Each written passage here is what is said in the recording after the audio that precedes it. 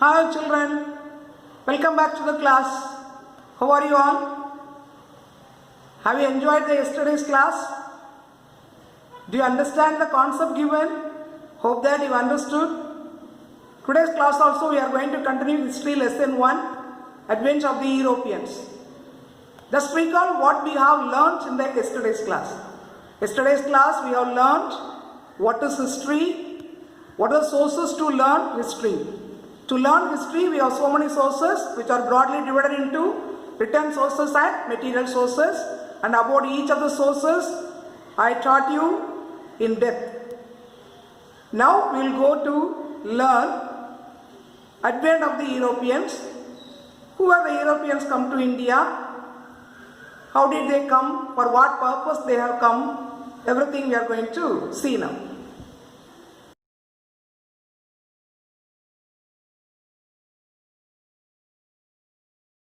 Advent of the Europeans. What does Advent mean? Advent means arrival or coming of the Europeans to India. Who are the Europeans? The people of Europe. People like people from the country England, Holland, France, etc. Why they were more interested in coming to India? Because India was one of the richest nation.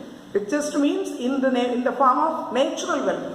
Lot of raw materials are available in India at lowest cost. Example, cotton, silk, spices like pepper, cardamom, cloves. So the people are more, European people are more interested in to come to India to trade with India. And at that time, to come from one country to another country or from one continent to another continent, there was no airway. Only two ways were available, either by land route or by sea route. For the Europeans, the land route to India was through Constantinople. Through Constantinople. Where is that Constantinople means? It is in Turkey. Turkey is the country of Islam people, that is Muslim people. So the Europeans, if they want to come to India, they had to come through Constantinople, which was the place of the Islam people, that was in Turkey. So Islam people already they had trade relations with India. They didn't like the arrival of Europeans to India because they took Europeans as their competitors. So European people were blocked by the Turkish people who are called as Turks. Because the Turks captured Constantinople in 1453. When did Turks capture Constantinople? In 1453. And they also penetrated into Africa and the Balkan Peninsula. Africa and the Balkan Peninsula are also one of the routes to come to India. In that places also who penetrated? Turkish people penetrated. So the whole land route to the Europeans to come to India was blocked by the Turkish people. So now there is a great urge for the Europeans to come to India. They wanted a lot to trade with India because the trade with India was benefitable to them, profitable to them. They can earn lot of money by trading with India. So they were in a urge means very necessary, urgent to find a discovery sea route to the east, especially to India.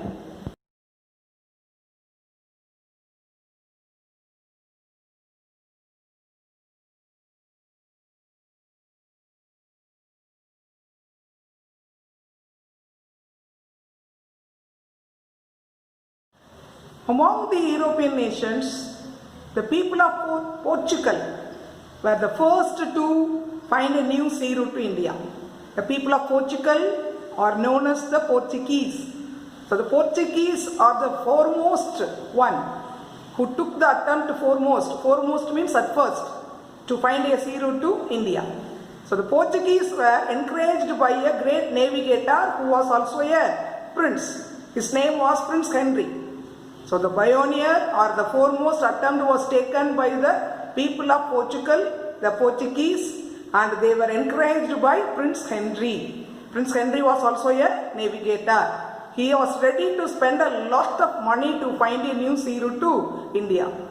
Do you think that it is easy to find a new sea route to India? It is very difficult. If we enter a sea, after some kilometers we can see water only all the four sides. We will blank. How to find a sea route to India is very difficult. So some great sailors, they took attempt to find a sea route to India from Portugal. The first person was Bartholomew Dias. Bartholomew Dias. He was a great sailor who was encouraged by Prince Henry, and he took the voyage from Portugal. Voyage means traveling through sea. And he crossed the Atlantic Ocean and reached the southernmost tip of Africa in 1487. Who was the first person who took a trial to find a sea route to India? Bartholomew Dias. Who encouraged him? Prince Henry, who was also a navigator. So where did Bartholomew Dias arrive? He arrived at southernmost tip of Africa in 1487. At first he thought that it was India. Later on only he found out that it was not India, it was Africa. And he couldn't continue his voyage because of storm. So he returned to his country without finding a sea route in India. Was Dias got success in finding sea route to India? No, he was failed. Why he was failed? Because of the storm. So here, at the southernmost part of Africa, which is known as a cape, that is the landmass which is projected into the ocean, is called as the cape. Even in India, the southernmost tip is called as Kanyakumari. In short, it is called as Cape Comorin. Like that, the southernmost tip of Africa was named by Dias as Cape of Storm, because when he arrived there was a lot of storm. So he called that as a Cape of Storm. He was not successful. Then who was the person who found a sea route to India? Let us see.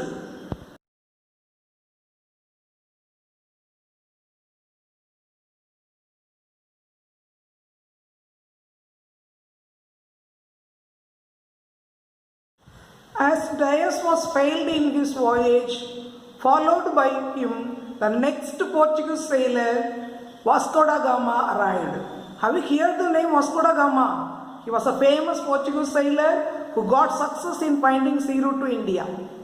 Vasco da Gama, he started from Portugal and he followed Dias' route and he reached Africa, the Cape of Storm. And with the help of some Arab traders, he reached Calicut, which is located in the west coast of India. It is in Kerala. At the time in 1498, it was ruled by King Zamorin. So Vasco da Gama got success in finding sea route to India. He followed Dias' route and reached Africa, and with the help of some Arab traders, he came to Calicut. And who welcomed him there? He was welcomed by King Zamorin, who was the king of Calicut at that time. Where is Calicut? It is in Kerala and it is located on the west coast. Calicut in Tamil it is called as Kozhikode. The banana comes from Calicut, we call as Kozhikode Palam. Okay? Right. Now following Vasco da Gama, the next Portuguese sailor who came to India was Pedro Alvarez Cabral. Pedro Alvarez Cabral. He came with 13 ships in the year 1500. Following Vasco da Gama, who came to India? Pedro Alvarez Cabral with 13 ships. He came to India in 1500. And he got a lot of cargoes from India, and he took so much of goods from India. Cargoes mean goods. Goods means, do you know that what are goods? Good, very good, not that good. It is goods. Goods plural. That is called as the things which are dealing in trade, called as the goods. You may hear goods train, goods train, goods train. Goods train means the train which is carrying the goods. So Pedro Alvarez Cabral in his 13 ships carried a lot of goods from India. Vasco da Gama's second trip was in 1501. He came with 20 ships and he started a trading center in Kannur. Kannur is also near Calicut, which is in Kerala. So when did Vasco da Gama come in second trip? In 1501. How many ships he brought? 20 ships. Where did he start the trading center? He started a trading center at Kannur. And then later on the Portuguese laid the foundation for their trading center in India and started developing their trade in India by establishing their factories. In two places they established their factories. The places were Calicut and Cochin. Where were the Portuguese established their factories? At Calicut and Cochin. And Vasco da Gama first trip was in 1498, second trip was in 1501 and his third trip was in 1524. When he came to India in 1524, in the third voyage, he fell ill. Ill means he became sick and he died in Cochin itself. So Vasco da Gama, the Portuguese sailor, he got success in finding sea route to India and started trading centers in Calicut, and factories also started by them at Calicut and Cochin.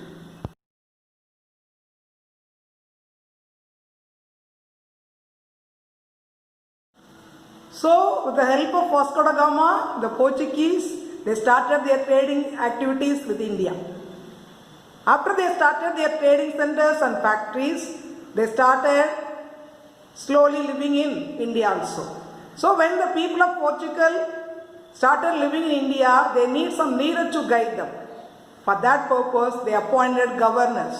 So the first governor of Portuguese people in India was Francisco de Almeida. The first governor of the Portuguese people in India was Francisco de Almeida. His period was 1505 to 1509.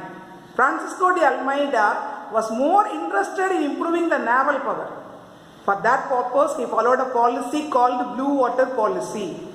What was the policy followed by Francisco de Almeida? Blue Water Policy. For what purpose he followed the policy?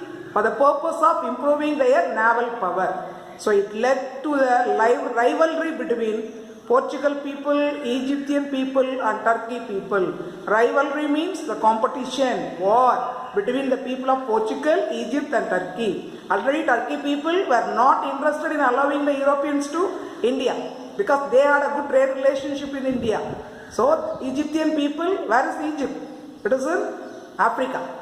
So the Egyptian people also had trade relationship with India. So Egyptian people and Turkish people, they didn't like the arrival of the Portuguese to India. It leads to the rivalry between them. So it led to war between these people.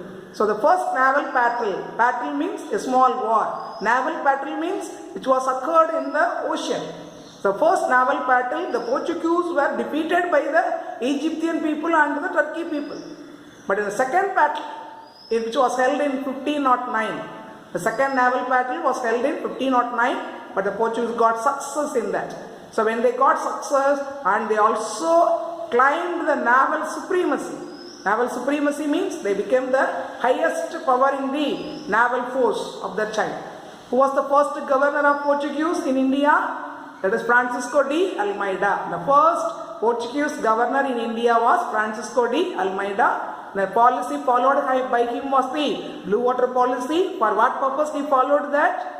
For to improve their naval power. And who were the rivalry for the Portuguese people? Egypt people and Turkey people. How many wars were happened between them?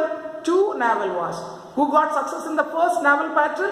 The Portuguese defeated that people, Egypt people and Turkey people, they got success. But in 1509, the second battle of Portuguese got the victory and they claimed the supremacy.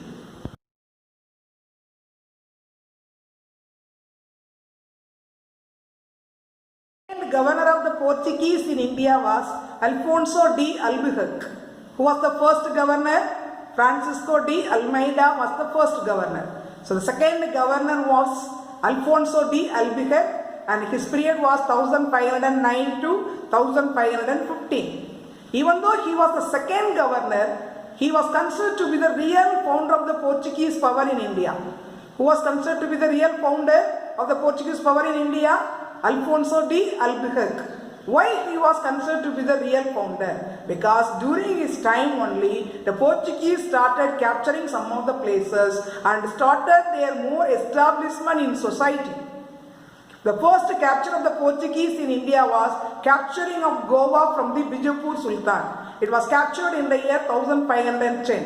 What was the first capture of Portuguese in India? Goa. From whom did they capture that? From the Bijapur Sultan. Which year was it captured? It was captured in the year 1510.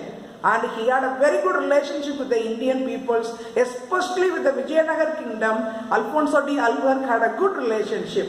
And he opened schools for our benefits and he encouraged the marriage between the Portuguese and the Indian people. So the second Portuguese viceroy, Alfonso de Albuquerque, was known as the real founder of Portuguese power in India because he captured Goa from Bijapur Sultan. He opened schools for our benefits. He had a good relationship with the Indian people, especially with the Vijayanagara kingdom, and also he even encouraged marriage between the Portuguese and the Indians.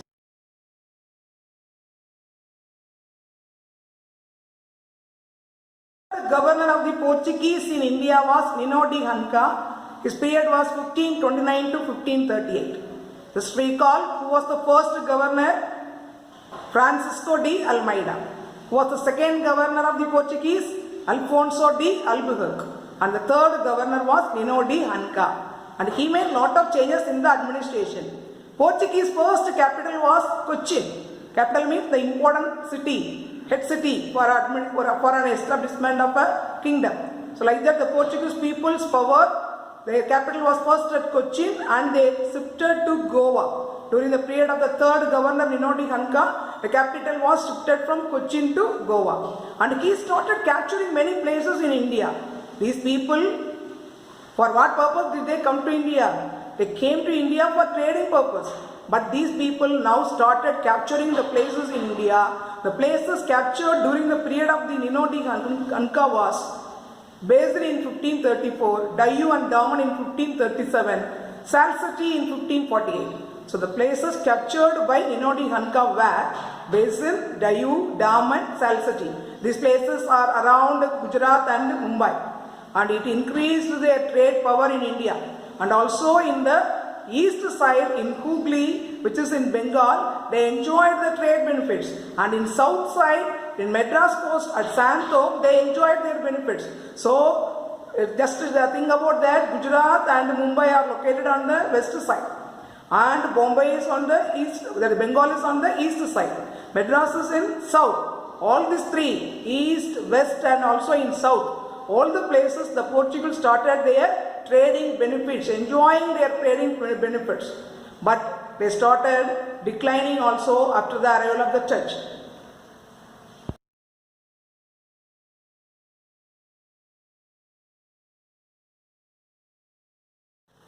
The Portuguese settled in India for a long time.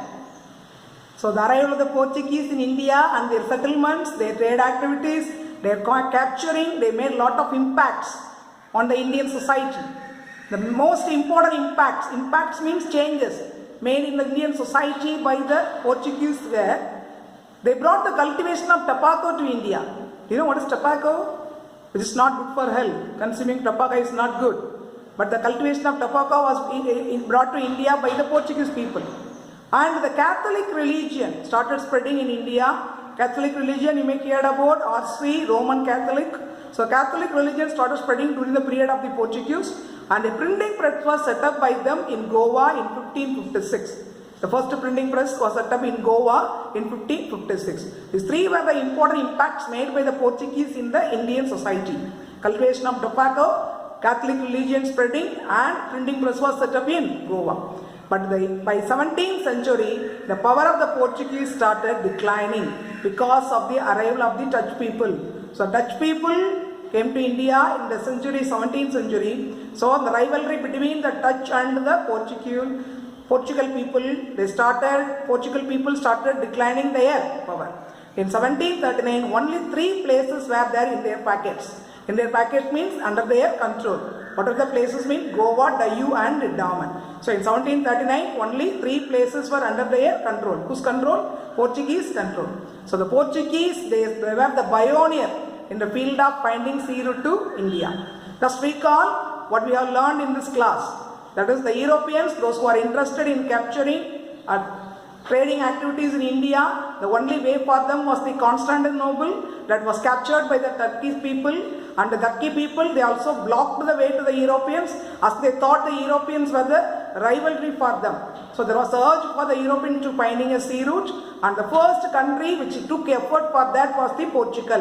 With the help of the Prince Henry, the navigator, he encouraged the sailors to find a sea route, and Bartolome Dias, he was the first person who came, and he reached only Africa and returned to his country following Dyer's route, Vasco da Gama, he came to Africa and then he came to Calicut and he found the sea route to India. After that, the Portugal people, they started their factories and trading centers in India and started their settlements also. So they brought the governor for them.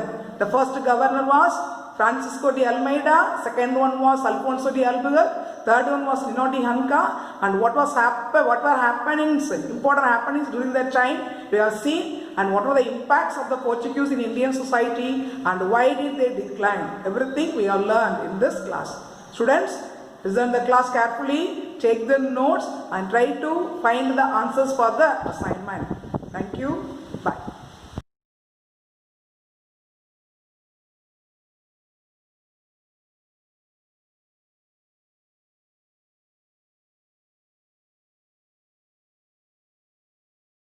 Portugal is a nation located on the Iberian Peninsula in southwestern Europe, bordering Spain.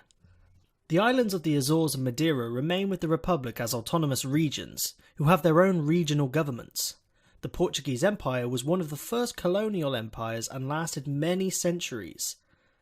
So how powerful was the empire? The empire began in 1415, when John I of Portugal captured the city of Ceuta. Portugal at this time were not the wealthiest of nations, although they did have a strong navy. The exploration of the unknown world occurred mainly due to wealthy nobles who wanted new sources of wealth. They sponsored many explorers to charter the seas and find new lands for them to trade. One of the most famous explorers was Henry the Navigator. His voyages allowed the settlement of the Azores and Madeira. Henry wished to know how far the Muslim territories in Africa extended, and whether it was possible to reach Asia via the sea in order to reach the source of the spice trade. It was possible to reach India via land, however the Ottomans and the Europeans didn't exactly get along. Henry continued on his voyage, and by 1455 most of West Africa had been explored. Exploration really kicked off when technology advanced. The new design of triangular sails made ships travel much faster and allowed Portugal to sail down to what is now Ghana. Portuguese explorers continued exploring further down the west coast of Africa until Bartholomew Diaz sailed around what is now South Africa. Soon Vasco da Gama continued this trend and sailed all the way around Africa and landed in India. As the Portuguese explored the coastlines of Africa, they left behind a series of padroes. These were stone crosses engraved with the Portuguese coat of arms which marked their claim. In 1492, Christopher Columbus landed in the Bahamas and eventually discovered the New World for Spain, which he believed to be Asia. Spain at this point had also begun exploration and was looking for ways to expand its empire. Thanks to a treaty, the world outside of Europe was divided between Spain and Portugal, although European powers would soon ignore this. And after much exploration, it was now time for Portugal to expand their empire. They established what can be called a trading post empire. At the time, Portugal didn't exactly have the largest population. With this lack of manpower, it was rather difficult to move inland and capture territory further away from the sea. With a strong navy, however, Portugal was able to easily hold coastal regions.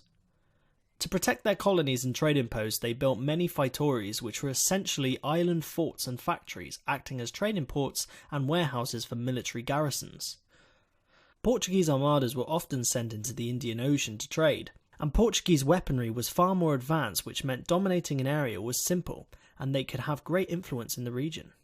Many feitories were settled along the coast of the Indian Ocean, and Portugal eventually decided to bring in a system where sailors and traders could pay Portugal for a license. In return, they would get safety from pirates. This system was called the Cartaz system, and this system made Portugal very rich. The Portuguese did begin to settle in Brazil in 1500. However, soon French explorers started smuggling Brazil wood back to Europe and tried settling on the coast. Portugal was understandably mad about this and decided to begin colonization. Portugal made many trading posts and colonies throughout the world. Most notably was Goa, a small colony in India as well as Sri Lanka. They conquered Malacca, which was very important as it gave them domination over the spice trade. In 1542, Portugal met Japan and established a trading post, which would one day become Nagasaki. When King Sebastian died without an heir, conflict arose between Spain and Portugal. Spain gained control and Philip II formed the Iberian Union. With this union it brought many enemies for Portugal, as Spain was at war with England, France, the Netherlands and everyone else who didn't like the Spanish. In this union, Portugal was mostly independent, except in areas where the military was concerned. They managed to defeat the Dutch, who were trying to take Brazil. However, many of Portugal's overseas colonies were captured by other European powers. The loss of colonies was one of the reasons that contributed to the end of the personal union with Spain. So in 1640, John VI was proclaimed King of Portugal, and the Portuguese Restoration War began. After Portugal had regained independence, gold was discovered in Brazil, with a large influx of migrants, which in turn made Portugal very wealthy. The Portuguese colony of Angola was founded, with 100 families of colonists and 400 soldiers. But Portuguese colonialism kicked off when other European powers began settling in Africa. They focused on expanding their outposts in Africa into nation-sized territories to compete with the other Europeans, mainly pressing into Angola and Mozambique. The empire reached its territorial height in 1821. The empire owned many colonies including present-day Brazil, East Timor, Angola, Mozambique, Cape Verde and Equatorial Guinea. But Brazil declared independence in 1882, along with many other South American countries. But this did not mean the end of Portugal's empire. It was only after the devastation of World War II that nations felt the desire for independence. Portugal was one of the first empires ever to have existed, and is well and truly gone. Within its history blossoms tales of violence and greatness, but truly helped shape the world we live in today.